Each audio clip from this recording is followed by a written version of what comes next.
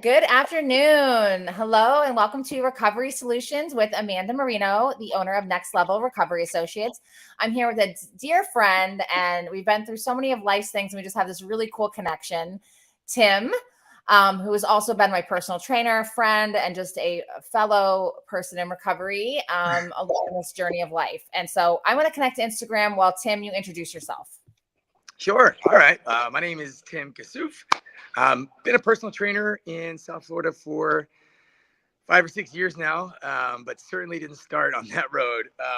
The highlights are, I had a pretty standard 9 to 5 career, was building very well with that in Maryland and building a life that I thought was going to work for me. And it wasn't working for me. Found myself dealing with addiction, trapped in this place where the shame was so much.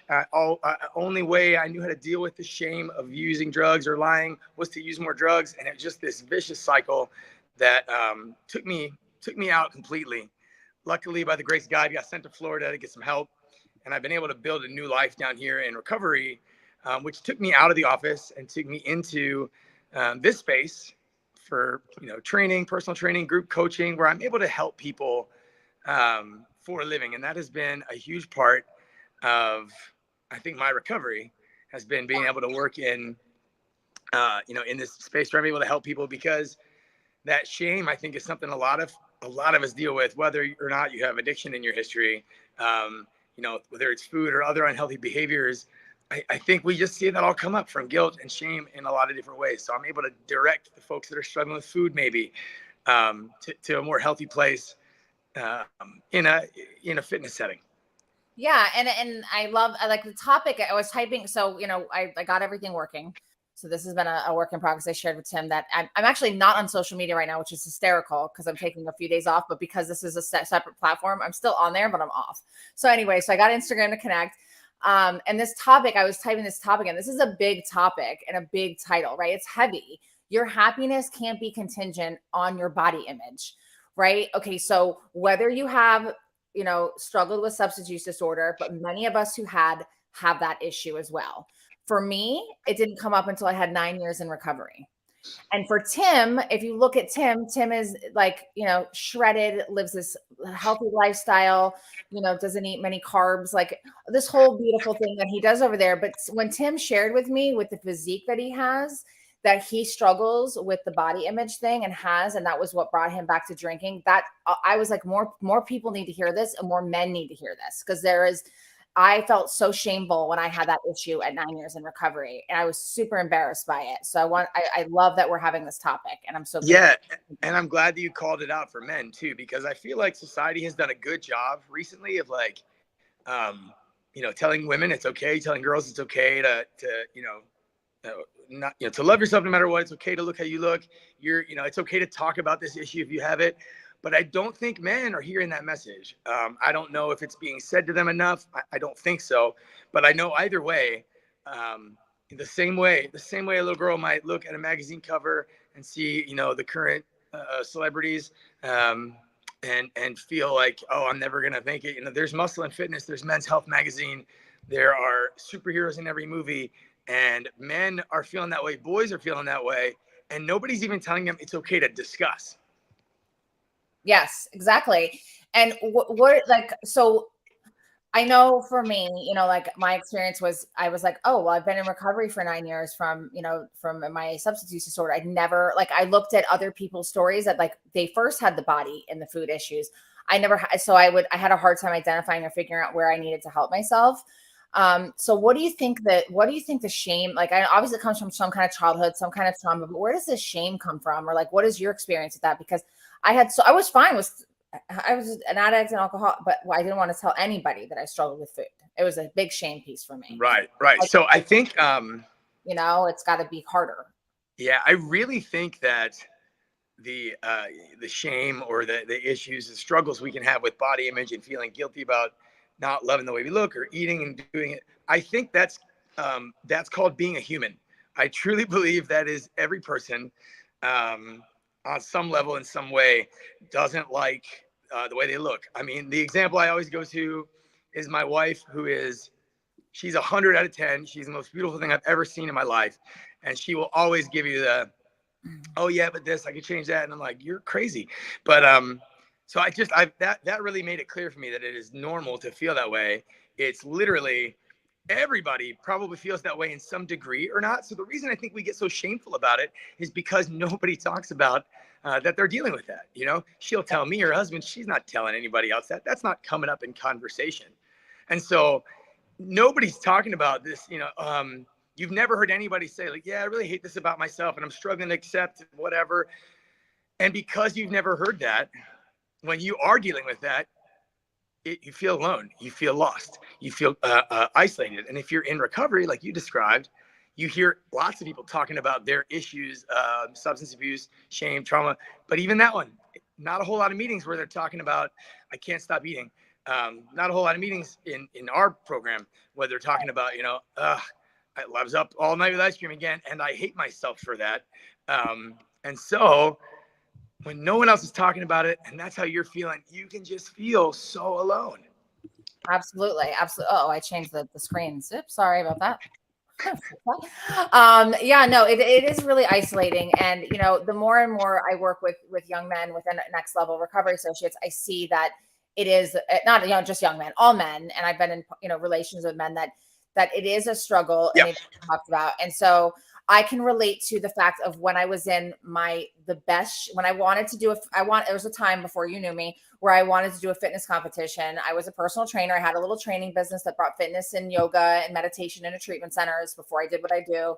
And I was the leanest, most fit I'd ever been. And I was the most lost and disconnected from myself. And I thought once I got to this place with my body that everything would be answered.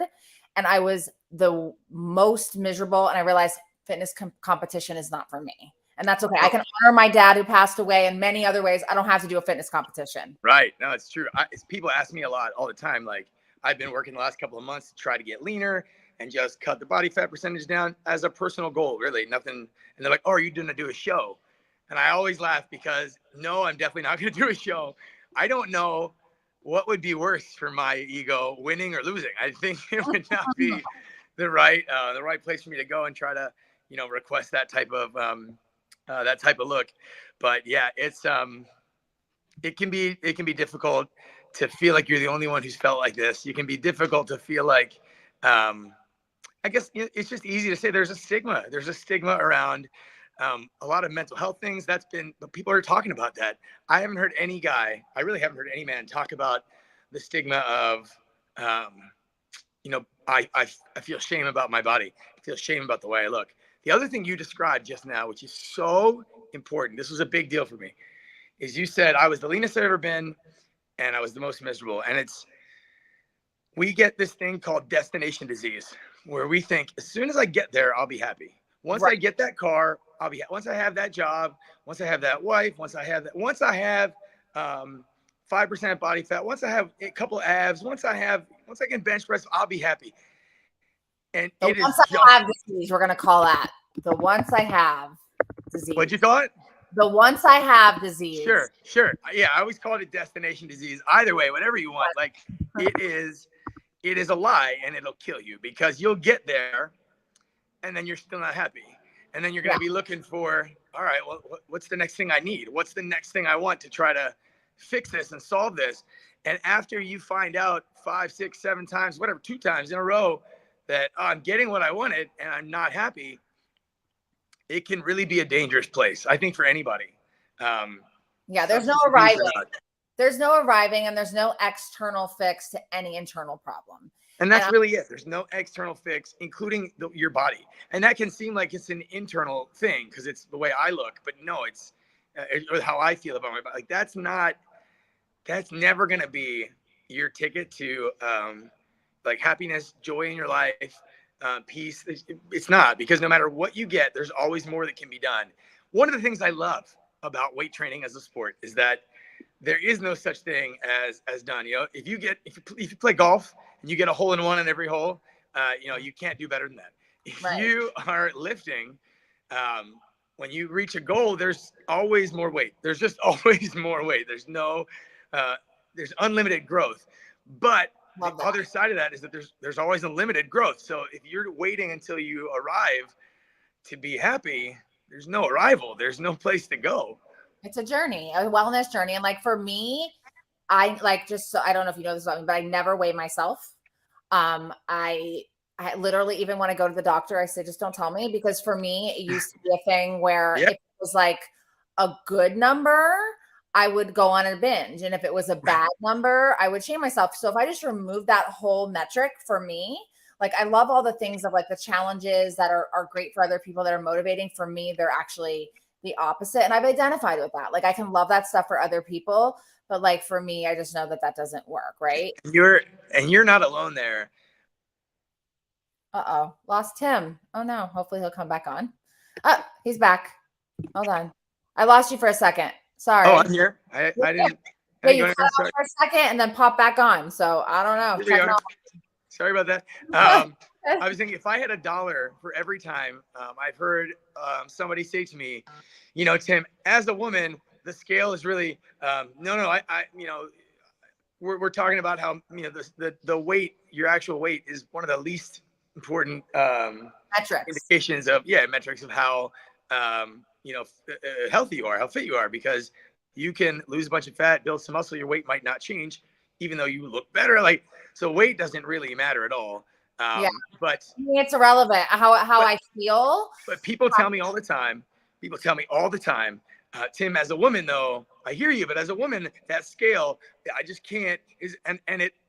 I hear you. I agree. What always grates against me is no, as a person, because man, as a person, I have lived that so thoroughly. Yes. And as a it's person, not just a women's issue. It's not. Yeah, no, I went to this one walk a couple times that was for like, the Eating Disorder Alliance. And there was an event where you smash the scales with I love that. And that was really therapeutic for me, because since I don't hang on, like I have a build that's unique, right? I'm tall, I'm curvy.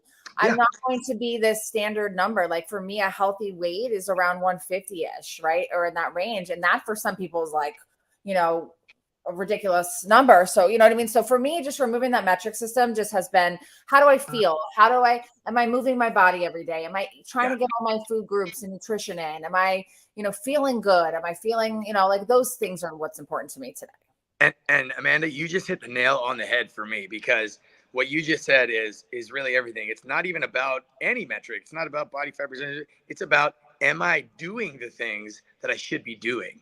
And if you're judging yourself based on the effort that you're putting in, I mean, I don't love judging yourself in general, but if that's the metric you're using to say, hey, am I doing well? That is a much healthier place than trying to say, have I reached some number or some percentage or some dress size or whatever? Because what you're doing, number one, you can actually change that. You can actually affect that. If I am not doing the things I need to be doing tomorrow, I can. Even today, the next choice you make can be a positive one. Absolutely right. Absolutely right. Yeah, I can do it today. Yeah, no, you're so right. Yeah, it doesn't have to wait. Don't wait till tomorrow. Don't wait till Monday. Don't wait till January. I say that all the time. Like, what you're doing matters. And I've always found that's when I start to feel, I get a little pride in myself. And I tell people all the time, when you start strength training regularly, the first change you're going to see in your body is this. You're going to just be a little more proud of who you are and what you're doing.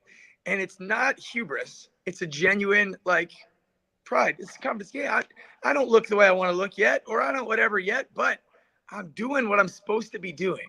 I'm moving in the right direction. And when I find myself moving in the right direction, I find myself feeling a lot more content with who I am. Absolutely. Do you see this comment? I do. Quote, am I doing what I need to be doing? Great question for all aspects of life.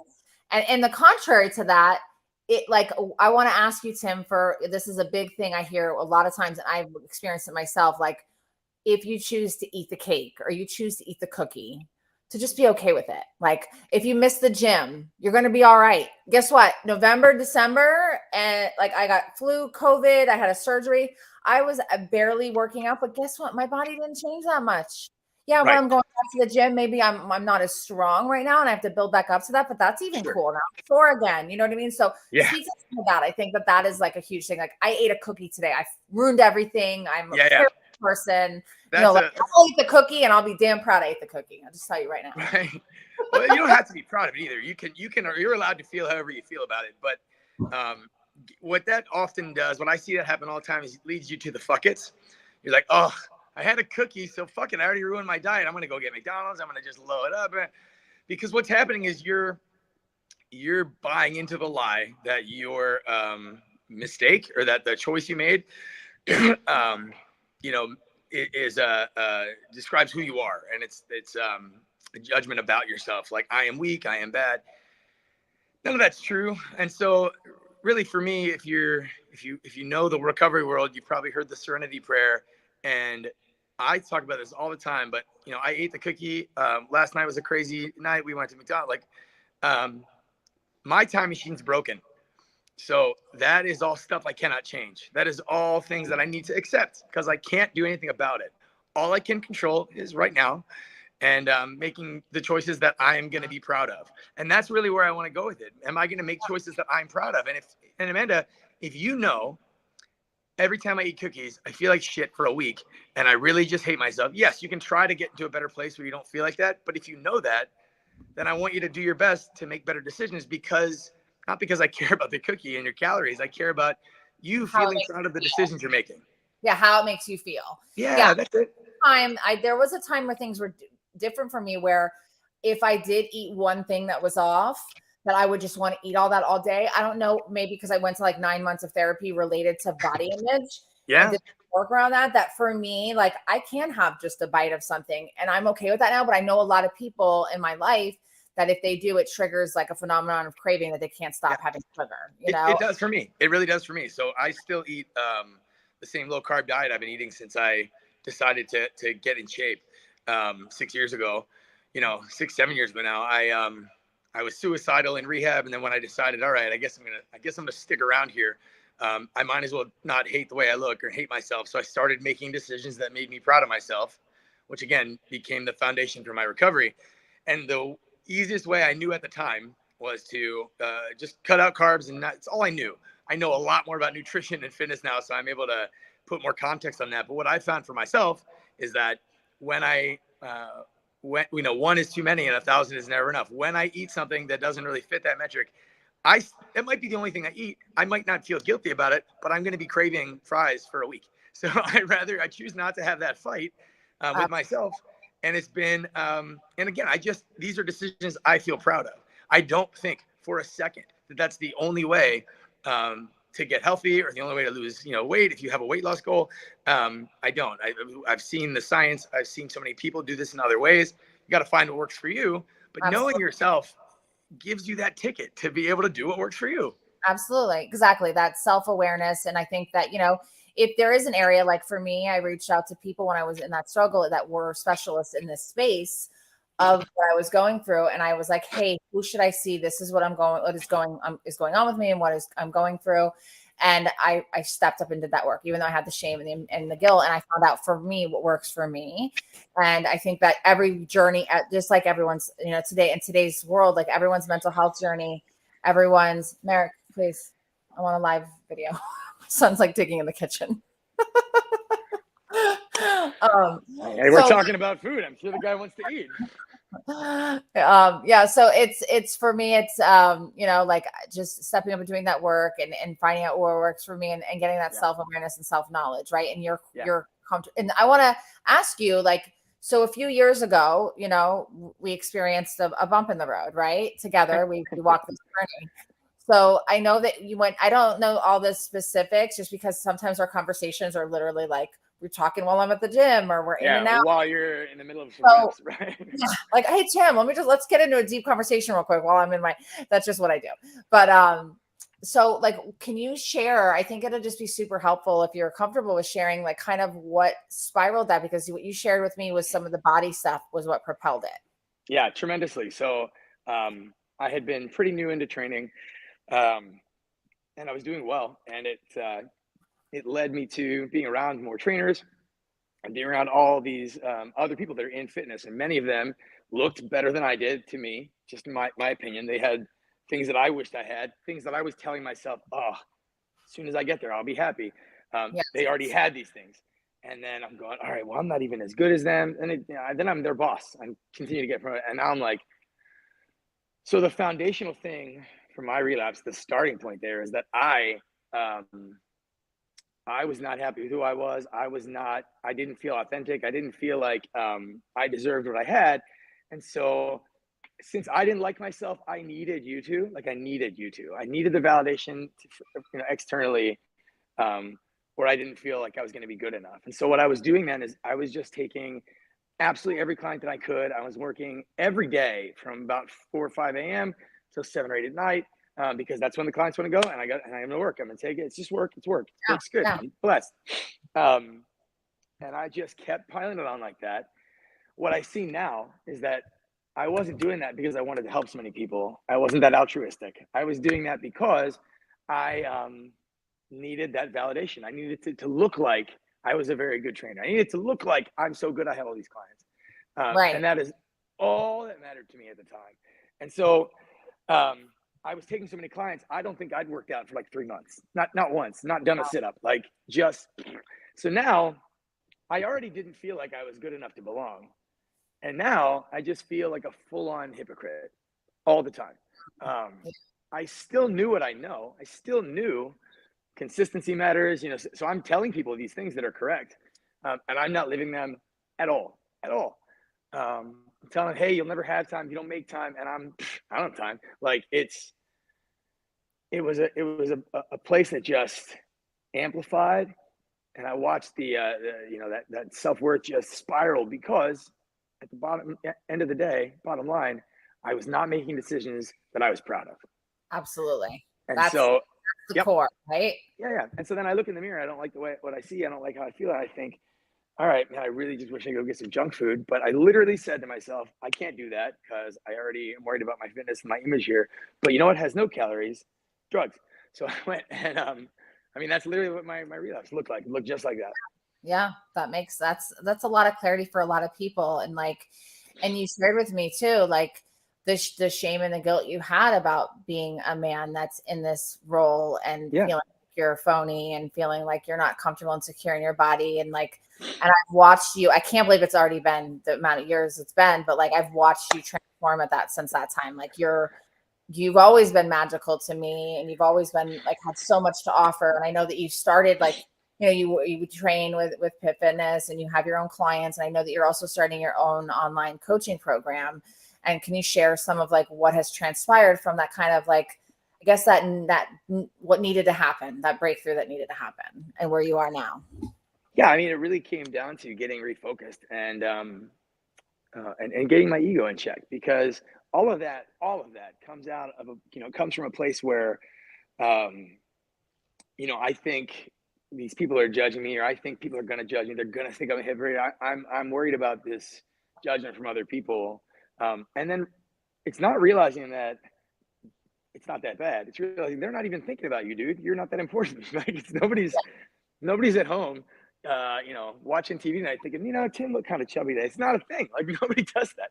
Right. No, everyone's too worried about their damn selves. Yeah, exactly right. So, that was kind of the really the foundation of it, the beginning of it for me. I'm gonna take a little walk here, and it was, getting that kind of ego check, getting right sized there was really the beginning, the foundation, the starting point of being able to be healthy again, mentally and physically, and then being sorry. I need one second. There we go. Are you just pulling what my son just pulled, making noise? I'm 30 people are walking into the gym right now. And, okay, true. Even though I was told it was free till 2. So anyway, so I'm just stepping out where I can be I'll allow it. private. I'm doing the opposite of what your boy was doing. Anyway, so yeah, it was getting right sized was really the heart of being able to move forward in that direction. And then getting focused on the effort and forgetting about the outcome. Amanda, that changed my life. Starting to look at, like I said, it's the same way of saying what we already said with, am I making decisions that I'm proud of, that I will be proud of? It's saying, hey, I'm doing the right stuff. I'm living the way I want to live. It doesn't matter what the specific results are right now, because I know that I'm doing them. And when you do that, you can have faith in the results. And that's what I tell people now, every client. I say, listen, you're not in the results business anymore. You are in the effort business. And you Yeah, can have faith. that's You a can big have shift. faith. Yeah, the results will come if you do the work. We know that. We know that for a fact. I tell, I can't get 10 years of sobriety, but I can get right now. I can get 24 right now. And I hours. can get right now again and again and again, maybe. And then we'll see what happens. But I got to focus on right now. I can't build an ounce of muscle. I can't do it. I can't burn an ounce of fat, but I can, eat healthy food that makes me feel good. And I can, work out in ways that challenge myself. And I know I have total faith that when I do those things, and I get excited about having done those things, and I'm proud of the work that I've done. When I get to that place, the results are going to be bigger than I ever could have imagined. Usually, I have found in my life that when I don't get what I want, once I get over myself and start being humble enough to handle the work that's right in front of me to the best of my ability, I wind up with better than I ever could have asked for. Absolutely. Letting go of the results, like just showing up and doing the footwork and Yes. letting go of the outcome. That's definitely been a theme of my life in many respects over the past, however many years, but especially the past few months, like everything that just shifted and changed in front of my face, but has been what was the best, and I had no idea. Yeah. Let go and just say, okay, this is the way it is. And let me just go with it. And Right. it sometimes will shock you. Yeah, and it gives you a roadmap to handle stuff too, because if you start getting focused on your effort, when something surprising comes down the pipe, you can start, you can process whatever feelings you have about it, but you also somewhere in there probably pretty quickly start asking yourself, what do I do about this? How do I actually take action? What are the things I can control here? Awesome. So can you talk about like what you've been focusing on your own coaching that has been brought upon by your experience? Because women, but this specifically, just I feel like I want to highlight the men here with Yeah. this topic, but that are struggling with this, with body image, with getting on this fitness path and maybe having the wrong kind of goals, but really have a desire underneath to get to the core. Like you offer so much in this respect, and it's a unique thing, and no one else I know does this. So, Well, thank you. Yeah. The first and most important thing I try to do for every client is listen and try to really understand where you are and what you're dealing with. I've found that many people have the same kind of underlying things going on, the same type of guilt and shame about the way they eat or about the way they look. I see that regularly, but it's not everybody. I see that most people there's common things. I eat good all day, and then at night I just lose it and I snag my face up and I feel guilty and shameful about that. But that's not everybody. It's just most. So I don't talk to people as in, I know what's happening. I know who you are. I don't know yet. And I want to know. So number one is tell me what your specific struggle is. right. And then number two, I take it back to serenity prayer stuff. I don't use that language with folks that aren't in the program, but I want to talk about, okay, so some of what you just described, we can't control. I can't control that your wife's always going to have 10 boxes of Oreos in the house at all times. I can't control that. What can we control? Right. We can control, what you do about those Oreos. We can even control how you feel about it, after you have to a degree. So we Yeah. look at that, and we make a plan, try to do that. I try to live in the place as a coach where I'm helping them, helping give the wisdom needed to know the difference between what you can and can't control and direct that. The other thing that I really, really try to do is I work hard to be motivating, but understanding. We got to push. And if you tell me, Tim, I want this goal, I'm committed to this goal, I'm getting married in a year and I want to change it. I'm going to fit in this dress size, jacket size, whatever. Cool. I want to help you with that. And I want to remind you the only way to do that are to make the changes that we talked about or that you agreed to, whatever. But when you come in, you're like, dude, I just lost it all the weekend. Hey, I get it. I totally get it. I know what that feels like. I've been there. You don't have to hate yourself for that. But remember, this is a choice that doesn't make you feel good about yourself. So the next time we're staring down the barrel of that gun, remember this feeling so that you can make another decision you can be proud of. And then we look for small wins, any win, and we celebrate ever living hell out of it. Love that. Especially wins that are effort based. Yeah, Absolutely. you lose a couple pounds, great. But I showed up every day this week. Boom, you're doing it. I'm proud of you.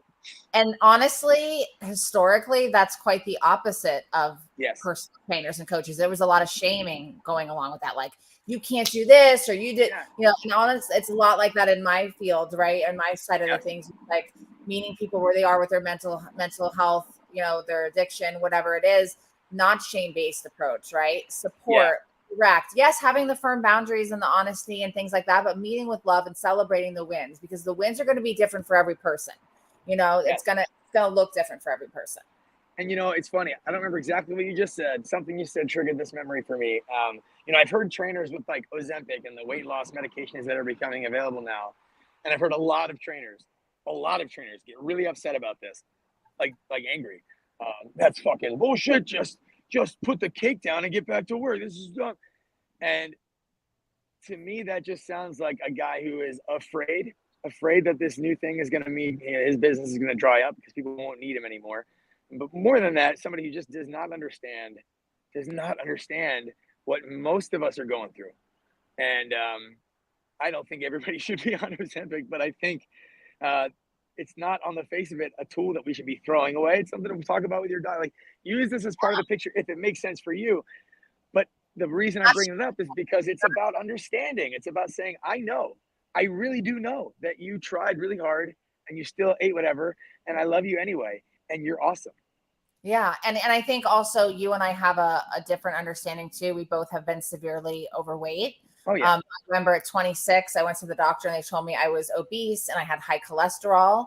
And that was a really hard thing to hear after a lifetime of being a model and having this perfect body without doing a thing, that I got to the category of obesity, 200 pounds ish, and so we have a unique experience. I think it was a hard thing to go through, but it was one of the best things for me and humbling to go through, because, the fact that I was able to get through that and has made me, it's helped me in so many ways to help others. And I was going to say, it's also serving you in the way that you're there for other people in your work with Next Level Recovery Associates, because you understand people that are, you understand people that are making decisions, that are unhealthy to them.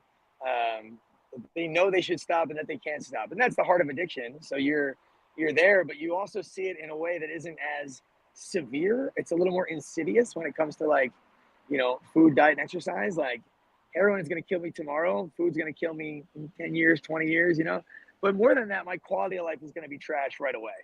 And so you're able to say, hey, I know what it's like. I know how you feel. I mean it. And there's a way out. And so it's just the same, whenever we have experience conquering something that was a struggle, it really equips us to help the next guy. Yeah, absolutely. And then there is, I just wanted, for any, if there's anyone watching here that's like an eating disorder clinician, because I have a number of contacts that are that, this is not, we're not talking about severe eating disorder, right? Like a diagnosed severe, hospitalization, that's a whole nother ballgame, which needs a medical, clinical, absolutely full component. We're talking about kind of the everyday struggle of the human being, right? Yes. Those of us, so I just want to clear that, because there is I've spoken to many severe cases. I even read this article recently in New York Times of this woman who wants to be supported in end of life care because of her eating disorder, because she does not want the help. And it was I read the article and I judged it right away. I read it and it's terribly sad. I don't know that I agree with it, but there was different doctors' opinions in it. But I think that's just is absolutely heartbreaking. This woman that just wants to deteriorate and be left with comfort meds to die like that. Yeah, let me go. It's too hard. The work's too hard. I can't do it. And that's, let me circle back to what you said earlier, because that's it. That that feeling. That feeling well. I know that feeling well, where I probably 1,000 times said, you know what? It's too hard. I'm never gonna win anyway. So give me that Oreo, and give me those Reese's Pieces, and you make that decision, and then later you're like, man, I could have done better. That craving is so strong and drives you so hard. But yeah, to get to that place where you are, yeah, whatever. It's not going to work for me anyway. So I'm just going to do what I want right now. I think we have a really incredible capacity as, yeah, as I don't say healthy, but as without a diagnosed specific, like severe eating disorder, human beings. Just that's the condition I have is human. It I have this incredible capacity to rationalize and justify doing what I want to do anyway. And sometimes it's as dumb as, well, whatever. You're already gonna lose, so who cares? You know, like, give me that thing I want. F it. And it's not true. It's just not true. And you're right. I'm not talking about somebody who is struggling with anything remotely resembling, anorexia, bulimia, any of the eating disorders that are out there. Probably so many I don't even know about. But it's interesting how so many regular humans that I know, will use clinical diagnosis terms as just a casual, like, oh yeah, I have body dysmorphia for sure. Oh yeah, I'm a little OCD, and it's, well, that's a real thing, and you're probably not, but you're saying that because you can relate to the concept of it. You're saying that because you understand it on some level. And so if we were to say that, if you don't have a full clinical diagnosis of body dysmorphia, I don't need to talk to you about how, you actually look better than you think. I think you're missing it. I really do. Yeah, absolutely. And I think that, like, for any of my clinician friends that are watching, like anyone that's working with somebody with some body issues or discovering this phase or whatever, I think someone like Tim is great to partner with, because Tim can help implement some of the clinical recommendations or work with a new dietitian, if there are those pieces going on. I think that someone who gets it, who's been through it, who's trained, and has dedicated their passion moving forward into this space. So if someone wants to work with you in this capacity, is watching this and is like, hey, I'm a man, woman, whatever, unidentified, whatever, whoever they are, they want to work with you. They're connecting to what you're putting out. Like, how do they find you and how do they do this? Sure. The easiest thing to do is reach out to me on Instagram. My Instagram is Timstagram, CPT for certified personal trainer.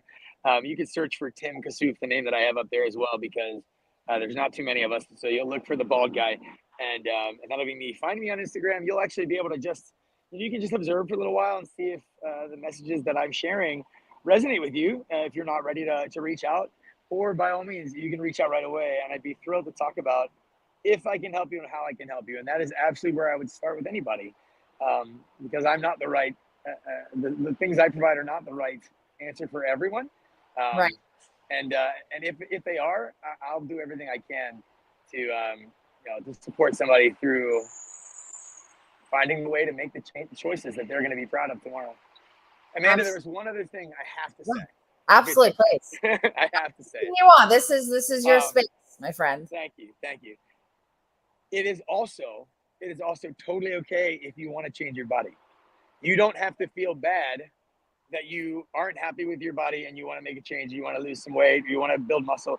That is a-okay. There's nothing wrong with that. It's human. It's normal. It's natural.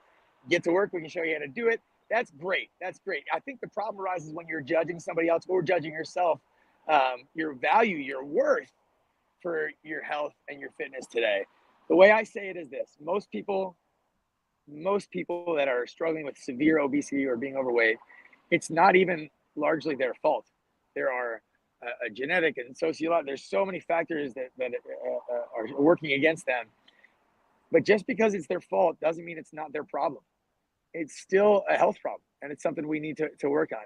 Every human is so valuable, and your weight has nothing to do with your value or worth as a human at all. But it does have something to do with your health, and it does have something to do with a reflection of the choices that you prioritize. And if you can get your actions to line up with your priorities, you're going to just be more at peace, be more centered, and be, like I said earlier, a little more proud to be doing what you're doing.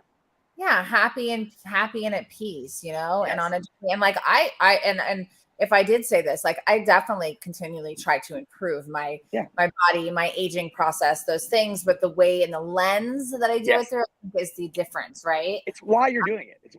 Am I doing it because I think I'm worthless? Then we're going to have trouble.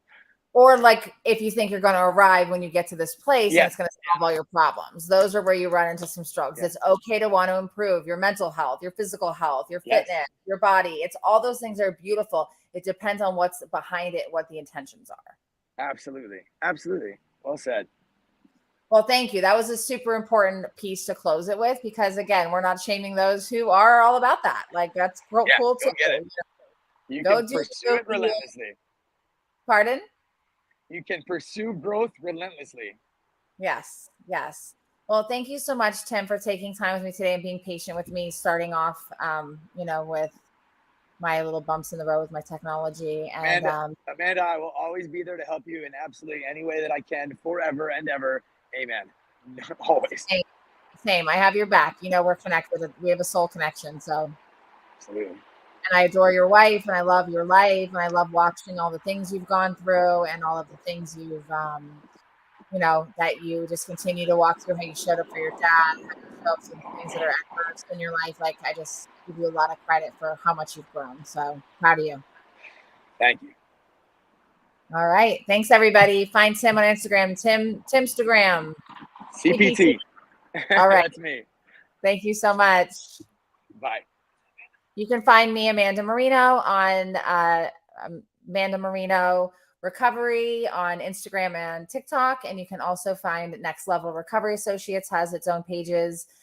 Please tune in. We do the live streams generally on Tuesdays from 12:30 to 1:30.